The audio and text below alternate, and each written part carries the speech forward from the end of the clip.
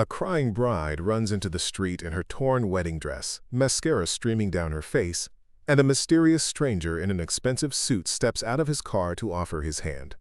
What begins as the worst day of her life just might become the moment everything changes. Before we jump back in, tell us where you're tuning in from, and if this story touches you, make sure you're subscribed, because tomorrow, I've saved something extra special for you. The Grand Ballroom at the Meridian Hotel was supposed to be perfect. Crystal chandeliers cast warm light over tables draped in ivory silk, each centerpiece a cascade of white roses and baby's breath. The scent of gardenias filled the air, and a live orchestra played soft melodies that echoed off the marble floors. 200 guests sat in their finest attire, waiting for what everyone had called the wedding of the season. Isabella Chen stood in the bridal suite, her hands shaking as she adjusted her grandmother's pearl necklace for the 20th time. At 28, she was marrying Marcus Rothwell, heir to one of the city's oldest banking families. It was everything her mother had dreamed of since Isabella was a little girl. The perfect dress, the perfect venue, the perfect man from the perfect family. "You look absolutely radiant, darling," her mother, Catherine, said as she entered the suite. She wore a navy blue designer gown and a smile that looked strained around the edges. "The photographer is ready for the final portraits before the ceremony." Isabella nodded, though something cold settled in her stomach. She had been feeling it for weeks, this growing sense that she was watching someone else's life unfold. The wedding planning had consumed 18 months, every detail meticulously chosen by her mother and Marcus's mother, Victoria Rothwell. Isabella felt like a beautiful prop in someone else's production. "Where's Marcus?" Isabella asked, realizing she hadn't seen her fiancé since the rehearsal dinner the night before. "He's getting ready with his groomsmen," Catherine replied, adjusting Isabella's veil. "You know how men are about these things." No sense of timing. 20 minutes later, the photographer gathered the bridal party for pictures. Isabella's 3 bridesmaids, college sorority sisters who had married well themselves, surrounded her in a cloud of pale pink silk. They chatted about honeymoon destinations and whose husband had the most promising career prospects, but Isabella found herself staring out the window at the busy street below. People walked by with purpose, heading to jobs they chose, lives they built for themselves. A woman in scrubs hurried past, probably rushing to a hospital shift. A man in paint-splattered clothes carried a ladder, likely heading to work on someone's home. They all seemed so real, so authentic in their purpose.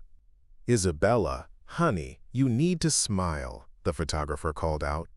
"This is supposed to be the happiest day of your life." She forced her lips into a practiced smile, the same one she'd worn at charity galas and family gatherings for years. The camera clicked, capturing what would look like joy to everyone who wasn't looking closely at her eyes. The ceremony was scheduled for 4 o'clock. At 3:45, Isabella sat alone in the bridal suite while her bridesmaids went to take their positions. She stared at her reflection in the full-length mirror. The dress was exquisite, hand-beaded with thousands of pearls and crystals. It had cost more than most people made in a year. The woman looking back at her was beautiful, polished, perfect. She was also a stranger. A knock at the door interrupted her thoughts. "Come in," she called, expecting her mother or the wedding coordinator. Instead, Marcus entered, looking unusually serious in his tailored tuxedo. His dark hair was perfectly styled, his jaw clean-shaven, every detail of his appearance calculated for the photographs that would appear in the society pages. "We need to talk," he said, closing the door behind him. Isabella's heart began to race. "Marcus, you're not supposed to see me before the ceremony. It's bad luck." "Isabella, I can't do this," he said abruptly, his voice flat. "I thought I could, but I can't." The room seemed to tilt around her. "What do you mean you can't do this? The guests are already seated. The orchestra is playing. What are you talking about?" Marcus ran his hand through his perfectly styled hair, disrupting the careful arrangement. "I've been trying to find the right time to tell you, but there never seemed to be one. I've been seeing someone else." The words hit Isabella like a physical blow. "What?" Her name is Amanda. I met her 6 months ago at that conference in Chicago. It started as just conversation, but then he trailed off, unable or unwilling to finish the sentence. Isabella stood frozen, still holding her bouquet of white roses. 6 months? You've been cheating on me for 6 months while we planned this wedding? I never meant for it to happen. But Isabella, we both know this marriage isn't about love. It's about families and expectations and maintaining appearances. Amanda and I, we have something real. The bouquet slipped from Isabella's numb fingers and fell to the floor, white petals scattering across the carpet. So you're leaving me here? At the altar? In front of 200 people? Marcus had the decency to look ashamed, but his resolve didn't waver. I'm sorry, I truly am, but I can't live a lie for the rest of my life, and neither should you. Preparing and narrating this story took us a lot of time, so if you are enjoying it, subscribe to our channel. It means a lot to us.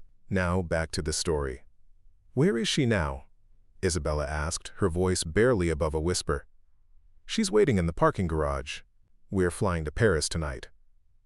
Isabella felt something break inside her chest, not her heart, but something deeper. The careful structure of the life she'd been building, the identity she'd worn like armor, crumbled in an instant. Get out, she said quietly. Isabella, Get out, she screamed, her voice cracking with emotion. Marcus hesitated for a moment, then quietly left the room. Isabella heard his footsteps echo down the hallway, growing fainter until they disappeared entirely. She stood alone in the bridal suite, surrounded by the debris of her perfect wedding. Her reflection in the mirror showed a woman in a $10,000 dress, with mascara beginning to streak down her cheeks. Outside the door, she could hear the murmur of guests and the soft music of the orchestra, all waiting for a ceremony that would never happen. The realization crashed over her in waves. She would have to walk out there and face everyone, her mother's horror and embarrassment, the whispers and stares, the pity in people's eyes. The news would spread through their social circle within hours. Isabella Chen, abandoned at the altar by Marcus Rothwell. But as she stood there, something unexpected happened. Along with the humiliation and devastation, she felt something else. Relief.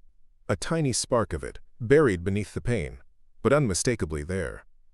She had been sleepwalking through this engagement, through this entire version of her life. Marcus was right about one thing. Their marriage wouldn't have been about love. It would have been a beautiful performance that lasted decades, two people playing roles they'd been assigned since birth. A knock at the door interrupted her thoughts. Isabella? It was her mother's voice, tight with concern. Sweetheart, it's time. Isabella closed her eyes and took a deep breath. She couldn't do it. She couldn't walk out there and pretend everything was fine. She couldn't make excuses for Marcus or go through with some modified ceremony. She couldn't smile for photographs and act grateful for the pity of 200 guests. Opening the window of the bridal suite, Isabella looked down at the street 3 stories below. Fire escape ladders zigzagged down the side of the building. Without allowing herself to think about it, she climbed out onto the metal platform in her wedding dress. The September air was crisp against her skin as she made her way down the fire escape, her dress catching on railings and her heels ringing against the metal steps. By the time she reached the ground level, her perfect hair was disheveled, and there was a tear in her skirt. She emerged from the alley onto the main street, where normal life continued around her. People walked by on their way to dinner or evening plans, most too absorbed in their own lives to notice the bride stumbling along the sidewalk. But Isabella felt every stare, every double take. A woman in a wedding dress crying on the street was hard to ignore. She walked faster, desperate to get away from the hotel, from the guests who would soon discover what had happened, from the life that had just exploded around her. Her phone buzzed incessantly in her small clutch purse. Text messages from her mother, her bridesmaids, probably the wedding coordinator. She turned it off without reading any of them. 2 blocks from the hotel, the reality of her situation hit her fully. She was alone on the street in a wedding dress with nowhere to go and no plan. Her apartment was in both her and Marcus's names.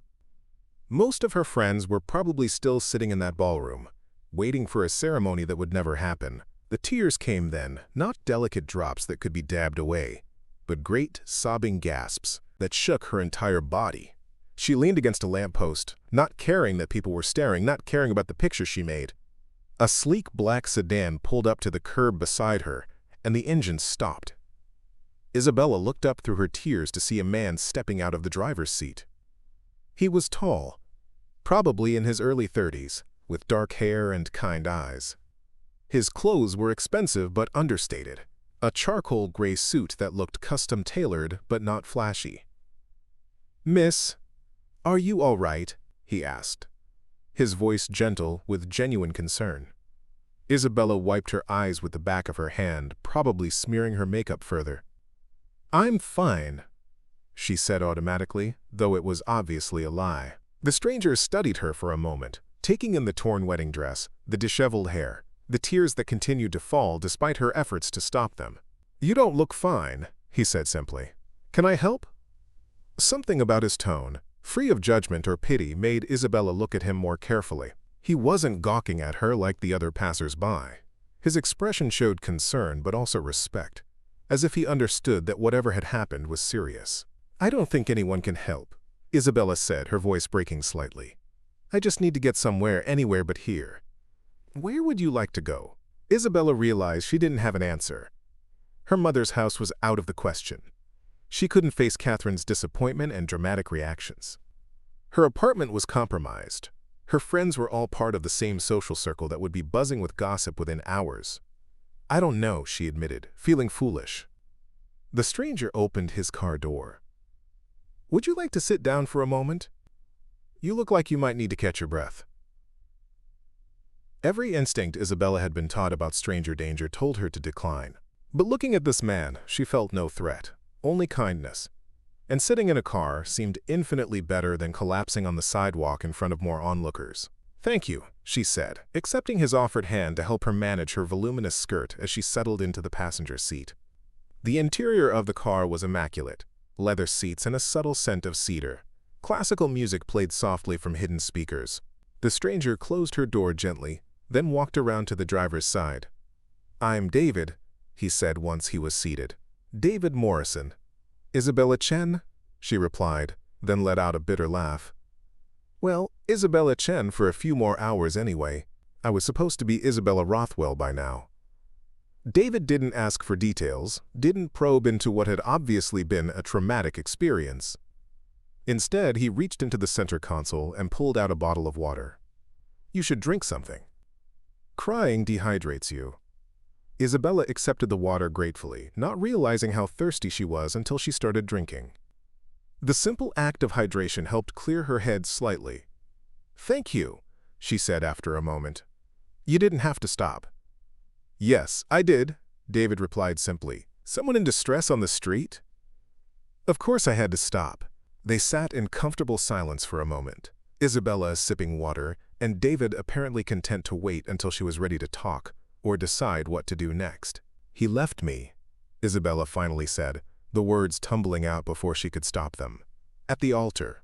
Well, technically before the altar. 20 minutes before the ceremony, he came to tell me he's been having an affair for 6 months and can't go through with the wedding." David's jaw tightened slightly. "That's unforgivable. The worst part is, I think I'm almost relieved," Isabella continued, surprised by her own honesty. "Does that make me terrible? 200 people came to watch me get married, and part of me is glad it didn't happen." "That makes you honest," David said. "And possibly very lucky." Isabella looked at him curiously. "Lucky? Better to discover who someone really is before you legally bind yourself to them rather than after." The practical truth of his statement hit Isabella like a revelation. Marcus had shown her exactly who he was. A man who could maintain a deception for months, who could plan a wedding while carrying on with another woman, who could abandon his fiancée 20 minutes before their ceremony. Was that really someone she wanted to spend her life with? "I climbed down the fire escape," Isabella said, starting to laugh through her tears. "In this dress, I couldn't face walking out there and telling everyone what happened, so I climbed out the window like some kind of runaway bride cliché." David smiled, the first real smile she'd seen from him. "That's actually pretty impressive. These dresses aren't exactly designed for fire escape navigation." Isabella looked down at her torn and dirty wedding dress, really seeing it for the first time since her escape. The beautiful beading was scuffed, there were snags in the fabric, and the hem was grimy from the street. It had been the dress of her dreams, chosen to make her look like a perfect bride for the perfect wedding. "I destroyed it," she said, running her fingers over a particularly large tear. "Or you liberated it," David suggested. "When will you ever have another chance to wear a $10,000 dress to climb down a fire escape?" Despite everything, Isabella found herself genuinely laughing. "When you put it like that, it sounds almost adventurous." "Life's an adventure," David said. "Sometimes it just doesn't go according to the itinerary." Isabella stared out the windshield at the people walking by, each absorbed in their own evening routines. A couple walked hand in hand toward a restaurant, laughing at some shared joke. A woman in business attire hurried past, talking animatedly on her phone. Everyone seemed to know exactly where they belonged and where they were going. "I have no idea what to do now," Isabella admitted. "My whole life was planned around this wedding, this marriage. I don't even know who I am when I'm not trying to be the perfect fiancé." David turned slightly in his seat to face her. "What did you want to be before you became engaged to Marcus?" The question caught Isabella off guard. She tried to remember the last time anyone had asked her what she wanted, rather than what was expected of her. "I wanted to be a teacher," she said slowly, the words feeling strange in her mouth. "Elementary school. I majored in education in college." What happened to that dream? Isabella's cheeks flushed with embarrassment. "My mother said teaching wasn't suitable for someone from our family. She said I should focus on finding the right husband and supporting charitable causes instead." Marcus agreed.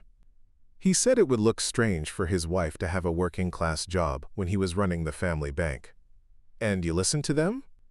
The simple question held no judgment, but Isabella felt the weight of her choices settling over her. "I thought they knew better than I did. I thought that was what being a good daughter and a good wife meant. Putting everyone else's vision of my life ahead of my own." David was quiet for a moment, then asked, "Do you still want to teach?" Isabella considered the question seriously. When was the last time she had been around children? At her cousin's birthday party last month, she had spent most of the time playing games with the kids while the adults discussed business and social politics. She had forgotten how much joy there was in their unguarded laughter, their curiosity about everything. "Yes," she said, surprised by the certainty in her voice. "I think I do." Then maybe this disaster is actually an opportunity. Before Isabella could respond, her phone buzzed insistently in her purse. She had turned it back on without thinking, and now messages were flooding in. Her mother, her bridesmaids, even Marcus. She glanced at one text from her mother and immediately wished she hadn't. "Isabella, where are you? Everyone is asking questions. Come back immediately so we can figure out how to handle this situation. We need damage control." Damage control. As if Isabella's broken heart and shattered future were a public relations problem to be managed. "Bad news?" David asked, noticing her expression. "My mother wants me to come back and do damage control. Make sure the family's reputation stays intact." Isabella turned off the phone again and shoved it back in her purse. "She's probably more upset about the social embarrassment than about what Marcus did to me." "Families can be complicated," David said diplomatically. "What about your family? Do they try to control your life too?" David's expression grew slightly distant. "My parents died in a car accident when I was 19. I've been making my own decisions ever since, for better or worse." Isabella felt a pang of guilt for complaining about her overbearing mother when David had no parents at all. "I'm sorry, I didn't mean to sound ungrateful." "You weren't ungrateful, you were being honest about a difficult situation. There's a difference." The compassion in his voice made Isabella's eyes fill with tears again. When was the last time someone had listened to her without trying to fix her or tell her how she should feel? "I should probably find somewhere to go," Isabella said, though she dreaded the thought of leaving this safe bubble David's kindness had created. "I can't sit in your car all night." "Actually," David said slowly, as if making a decision, "I have an idea. It might sound strange, but hear me out." Isabella waited, curious despite herself. "I was on my way to a charity event when I saw you. It's a fundraiser for a new literacy program in underserved schools." Very low-key, nothing like the social events you're probably used to. Mostly teachers, community volunteers, people who actually work with kids. Isabella's interest was immediately piqued. A literacy program? The organization provides books and reading support for schools that can't afford adequate library programs. Tonight's event is at a community center about 20 minutes from here. They're always looking for volunteers, especially people with education backgrounds. The idea of being around people who shared her passion for teaching was more appealing than anything Isabella had contemplated in months. But she looked down at her ruined wedding dress with uncertainty. I can't go to a charity event looking like this. I look like I escaped from a disaster movie. David smiled. You look like someone who had the courage to choose authenticity over appearances. But if you're worried about the dress, we can make a stop first. A stop? There's a small boutique about 10 blocks from here. The owner is a friend of mine.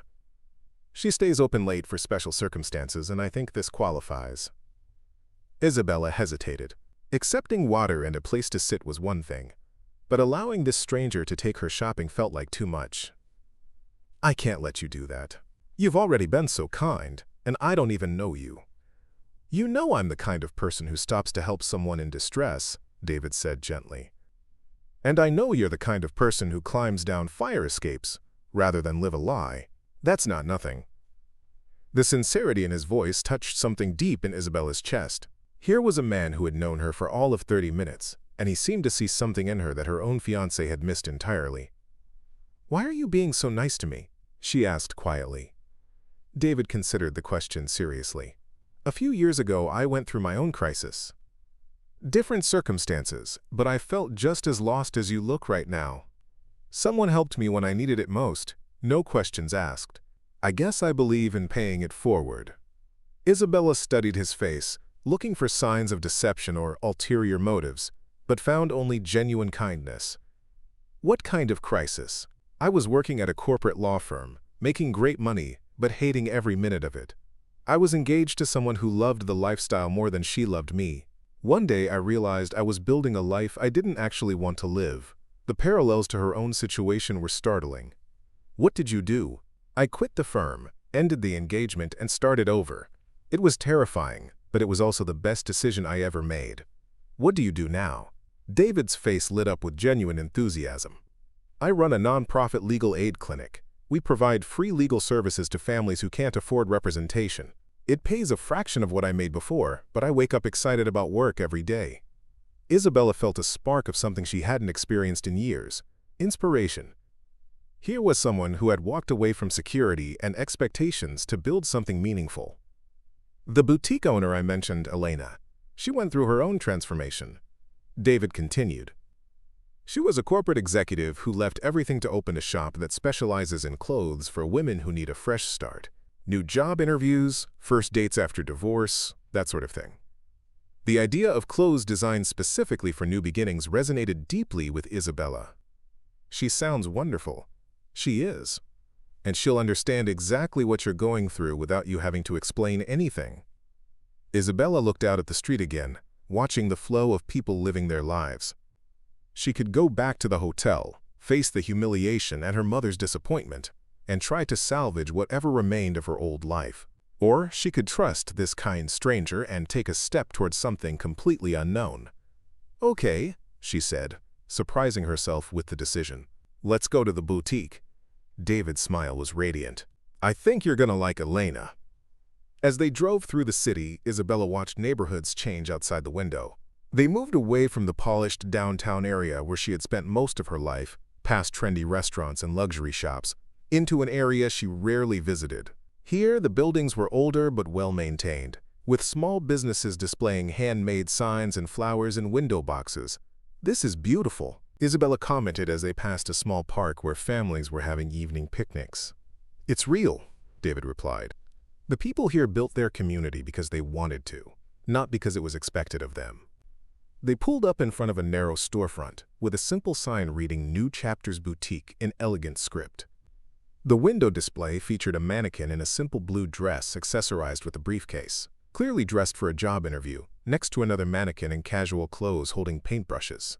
David parked and came around to help Isabella out of the car, her voluminous skirt requiring careful maneuvering. As they approached the door, it opened before they could knock. "David!" A warm voice greeted them.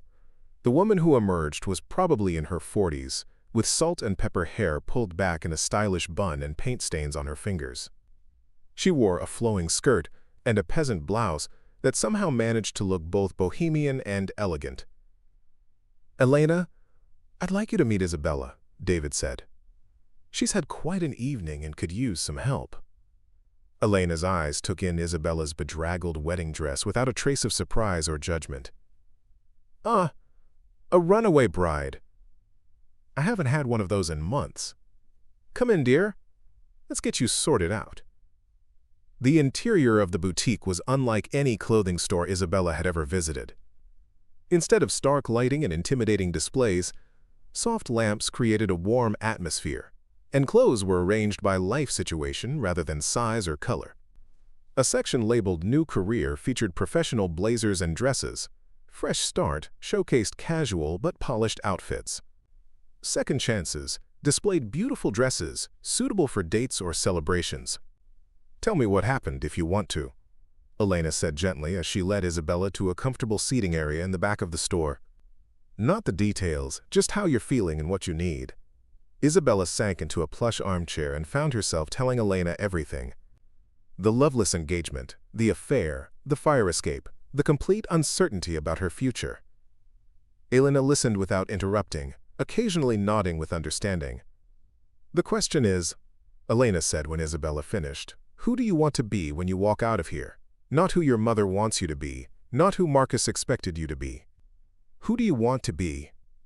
Isabella thought about David's question regarding her teaching dreams, about the literacy event they were supposed to attend, about the possibility of a life built around her own values and interests. "Someone authentic," she said slowly. "Someone who makes decisions based on what's right, not what looks right. Someone who isn't afraid to take chances." Elena smiled. "I have just the thing. You're about a size 8, right?" Isabella nodded, impressed by Elena's accuracy. Elena disappeared into the store and returned with several outfits. The first was a simple but elegant black dress with a subtle floral pattern. It was sophisticated without being flashy, professional without being stuffy. "This is from the Fresh Start collection," Elena explained. "It's perfect for someone who wants to blend into a new environment while still feeling confident and beautiful." Isabella held the dress up to herself and immediately felt different. This wasn't a costume or a performance outfit. It was the kind of dress a real person would wear to real events. "There's a changing room right over there." Elena indicated a curtained area. "Take your time."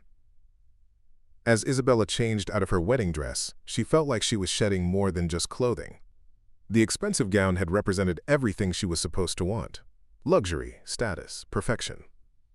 The simple black dress felt like possibility. When she emerged from the changing room, both David and Elena smiled approvingly. "You look like yourself," David said, and something about the way he said it made Isabella's heart flutter. "How do you feel?" Elena asked.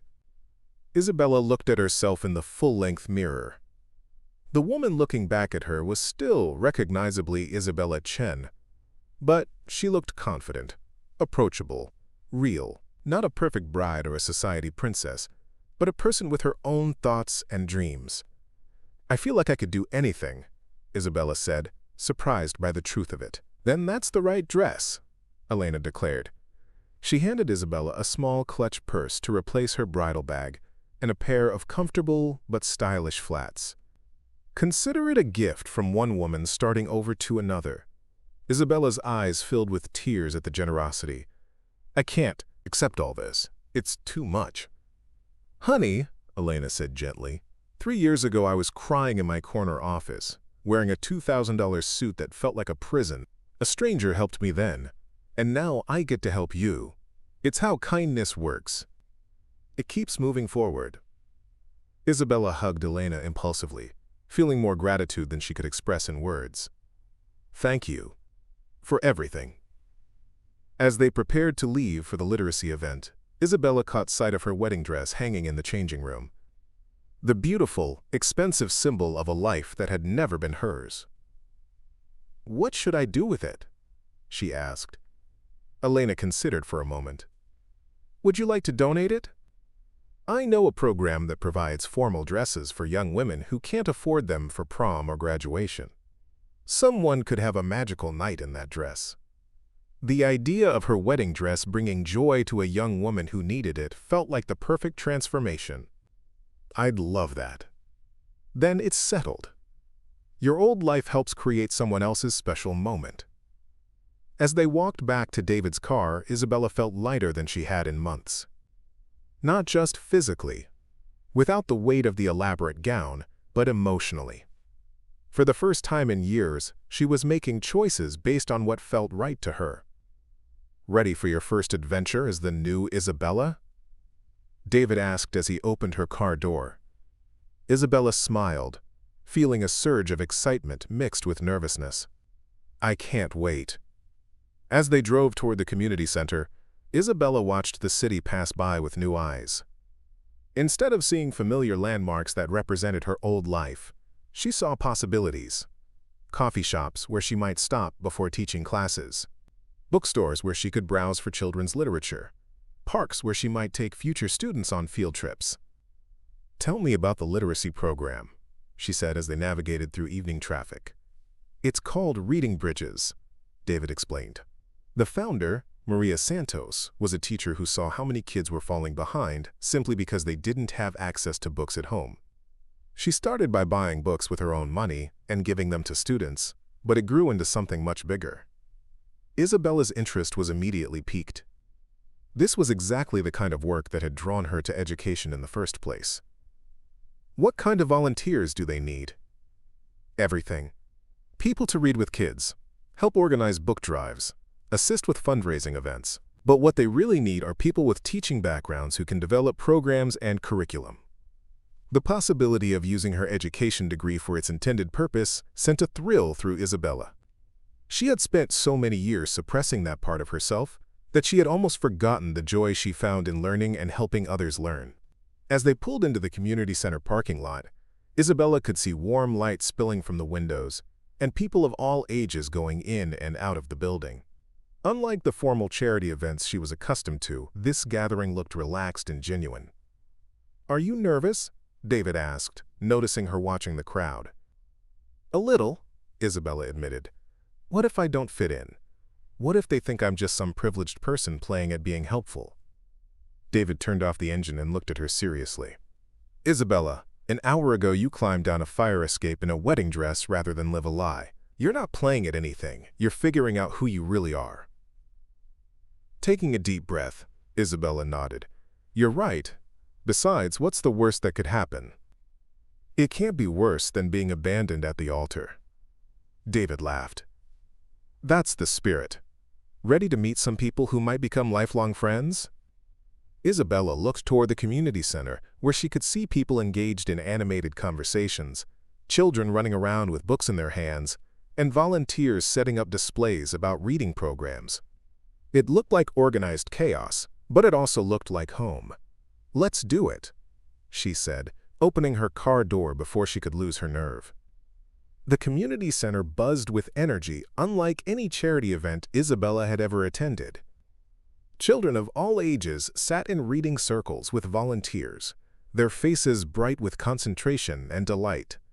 Parents chatted with teachers while browsing tables filled with donated books. The walls were covered with colorful artwork and handwritten thank you notes from students whose lives had been touched by the literacy program. "David!"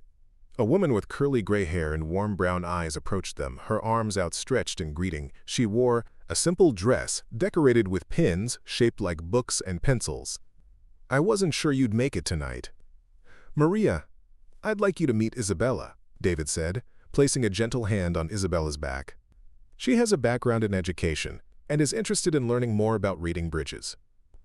Maria's eyes lit up as she studied Isabella with the keen attention of someone who had spent decades working with people. "Education background? What's your specialty?" "Elementary education," Isabella replied, surprised by how natural it felt to claim her degree after years of downplaying it. "I focused on early childhood literacy in college." "Perfect!" We desperately need someone with formal training to help us develop our kindergarten through second-grade programs."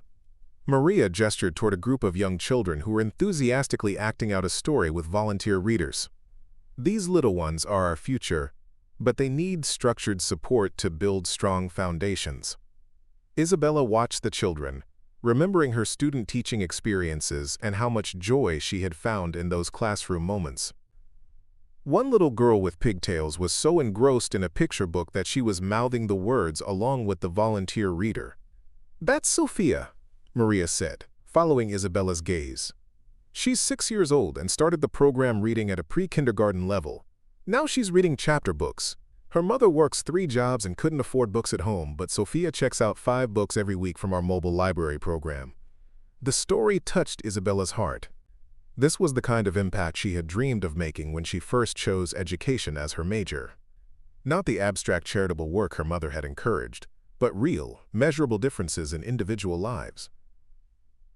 "How long has Reading Bridges been operating?" Isabella asked. 8 years, Maria replied with obvious pride. "We started with me buying books for my own classroom, and now we serve over 2,000 children across 12 schools. But we're always growing, always learning how to do better." A young boy tugged on Maria's dress, holding up a book about dinosaurs. "Miss Maria, can you help me read this word?"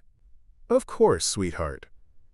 Maria knelt down to the boy's level, patiently sounding out the difficult word with him. When he successfully read it, his face broke into a huge grin that made Isabella's heart swell. "That's the magic right there," David said quietly to Isabella. "One word at a time. One child at a time. Changing lives." As they moved through the event, Isabella met teachers, parents, and volunteers who shared stories about the program's impact. A high school student named Marcus told her how Reading Bridges had helped him discover his love for poetry when he was struggling in 3rd grade. A mother named Jennifer explained how the program's family literacy workshops had given her confidence to help her twins with their homework. "Would you like to observe one of our reading sessions?" asked Sarah, a young teacher who coordinated the elementary programs. "We have a group of 1st graders working on sight words right now." Isabella followed Sarah to a quiet corner where 6 children sat in a circle with 2 volunteers. They were playing a game where they had to find sight words hidden around the room and then use each word in a sentence. The children were giggling and competing good-naturedly, completely absorbed in learning. "The key is making it feel like play rather than work," Sarah explained. "These kids often struggle in traditional classroom settings, so we try to create positive associations with reading and learning." Isabella knelt down beside the circle and watched as a shy little boy named Tommy found the word friend taped under a chair. "I have a friend named Jake," he said proudly, earning enthusiastic applause from the group. "That's a perfect sentence, Tommy." One of the volunteers praised him. "Can you tell us what makes Jake a good friend?" As Tommy launched into a detailed description of his friendship with Jake, Isabella felt a familiar spark of excitement. This was what she had missed during her years of social obligations and wedding planning. The immediate, authentic connection between teacher and student. The moment when learning clicked and a child's face lit up with understanding. "You look like a natural," Sarah observed as Isabella helped another child sound out a challenging word. "Have you worked with this age group before?" "During my student teaching, yes. But that was several years ago." Isabella realized she was being vague about her recent life, but she wasn't ready to explain the dramatic events of the day. "Skills like this don't disappear," Sarah assured her. "Would you be interested in volunteering regularly? We meet every Tuesday and Thursday evening, and we're always looking for people who can work with the younger kids." Isabella looked around at the children, engaged and happy in their learning, and felt a sense of rightness she hadn't experienced in years. "I'd love to." As the evening wound down, Isabella found herself reluctant to leave. She had spent 2 hours at the community center and felt more fulfilled than she had during months of wedding planning and social obligations. "How did it feel?" David asked as they helped stack chairs and clean up after the event. "Like coming home," Isabella said without hesitation. "Like remembering who I was supposed to be all along." Maria approached them as they finished cleaning. Isabella, I hope you'll consider joining our team more permanently. We're applying for a grant to expand our early childhood programs, and we need someone with your educational background to help write curriculum and train volunteers. The opportunity was more than Isabella had dared to hope for. That sounds incredible. I'd be honored to be part of something so meaningful. Wonderful. Can you come in next week to meet with our program development team? We'll discuss how your skills and interests align with our needs. As they walked back to David's car, Isabella felt like she was floating. For the first time in years, she had a clear vision of what she wanted her life to look like. Not the perfect image others had constructed for her, but a genuine purpose that aligned with her values and passions. "Thank you," she said to David as they settled into the car, "for stopping when you saw me crying, for taking me to Elena's, for bringing me here tonight. You've changed my life in ways I'm still figuring out." David started the engine, but didn't immediately put the car in drive. "Isabella, can I tell you something?" She nodded, curious about his suddenly serious tone. "When I saw you on that street corner, I wasn't just stopping to help a stranger. I recognized something in you that I remembered from my own crisis. The look of someone who had been living according to everyone else's expectations and was finally ready to break free." Isabella felt her heart begin to race. There was something in David's voice, an intimacy that suggested their connection went deeper than simple kindness to a stranger. "I've been thinking about timing all evening," David continued, "about how sometimes the worst moments in our lives create space for the best ones.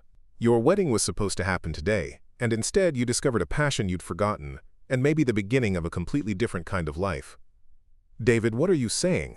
He turned to face her fully. "I'm saying that meeting you tonight has been one of the most meaningful experiences I've had in years. Not because you needed help, but because of who you are when you're being authentic.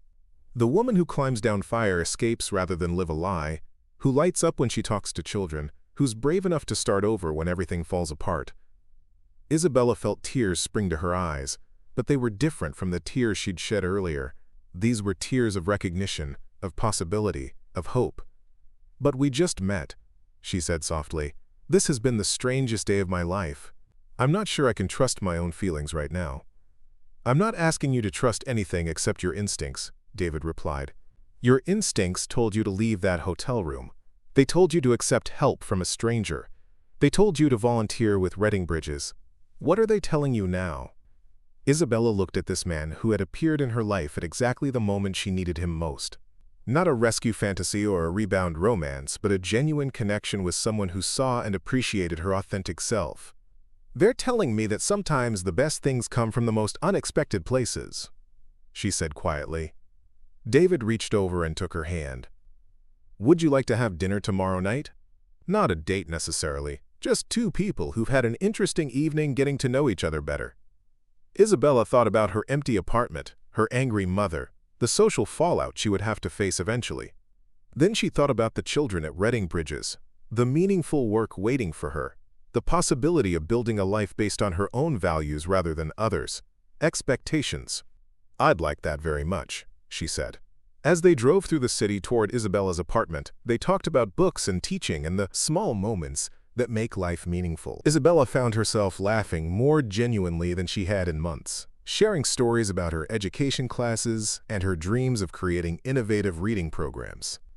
"There's something I should probably tell you," Isabella said as they neared her neighborhood. "I live in an apartment that's half in Marcus's name. I'm going to have to figure out my housing situation pretty quickly. Do you have somewhere you can stay while you sort things out?" Isabella considered her options. Her mother's house was impossible. Most of her friends were connected to Marcus's social circle. "I'll figure it out. Maybe a hotel for a few days while I look for a new place." David was quiet for a moment. "This might sound presumptuous, but I have a guest room in my house. Nothing romantic or complicated, just a safe place to stay while you get back on your feet. I travel frequently for work, so you'd have plenty of privacy." The offer was both generous and potentially problematic. Isabella barely knew David, despite feeling an unusual connection to him. But the alternative was facing Marcus at their shared apartment or enduring her mother's dramatic reactions. "That's incredibly kind, but I couldn't impose on you like that." "It's not an imposition if I'm offering," David said gently. "Besides, After what you've been through today, you deserve a peaceful place to process everything and plan your next steps. Isabella weighed her options carefully. Every practical consideration told her to maintain boundaries with this virtual stranger. But her instincts, which had served her well throughout this surreal day, told her that David was trustworthy. "Just for a few days," she said finally. "Until I can find my own place. Whatever you need." They pulled up in front of Isabella's apartment building, and she felt a wave of dread at the thought of going inside. All her belongings were mixed in with Marcus's, their lives intertwined in dozens of practical ways that would need to be untangled. "Would you like me to come up with you?" David asked, sensing her hesitation. "I should do this alone," Isabella said, though she appreciated the offer. "But thank you for everything. For the whole evening. I'll wait here until you come back down, just to make sure everything's okay." Isabella nodded gratefully and made her way into the building. The apartment she had shared with Marcus for 2 years felt like a stranger's home as she packed a suitcase with essential items. She moved quickly, taking clothes, toiletries, and a few personal items while avoiding the reminders of their relationship scattered throughout the space. On the kitchen counter, she found an envelope with her name written in Marcus's familiar handwriting. Inside was a brief note apologizing again for the timing of his decision and a check for what he estimated as her share of their joint expenses through the end of their lease. It was a practical gesture that somehow made his abandonment feel even more clinical and cold. Isabella left her engagement ring on the counter next to the note, symbolically closing the chapter on a relationship that had never been based on genuine love or understanding. When she returned to the car with her suitcase, David took it from her without comment and placed it in his trunk. As they drove away from the apartment building, Isabella felt a mixture of sadness and relief.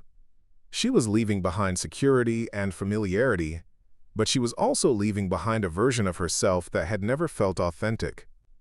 David's house was in a quiet neighborhood filled with older homes that had character and charm.